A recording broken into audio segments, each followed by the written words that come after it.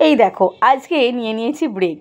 প্রতিদিনই সকালে ভাবি কি টিফিন দেবো ওদেরকে, আর নিয়ে নিয়েছি একটু দেখো আলু সেদ্ধ করে তার মধ্যে পেঁয়াজ ভেজে একটু সব ধরনের গুঁড়ো মশলা অ্যাড করে পুর বানিয়ে নিচ্ছি।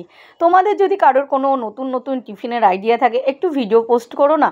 প্রত্যেক দিনই ভাবি যে কী টিফিন দেবো আর কী টিফিন দেবো। আমি একটু ঘুরিয়ে ফিরিয়ে ওদেরকে টিফিন দিই, আমি সেগুলো তোমাদের সাথে শেয়ার করি। তোমাদের কাছে কোনো আইডিয়া থাকলে একটু শেয়ার করো। তারপরে দেখো ব্রেডের ভেতরে দিয়ে দিলাম এই আলুর পুরটা, তার উপর থেকে আরেকটা ব্রেড চাপিয়ে দিলাম। হ্যাঁ, বানিয়ে দিচ্ছি স্যান্ডউইচ। এই টিফিনটা আমার মেয়ে খেতে ভীষণ ভালোবাসে।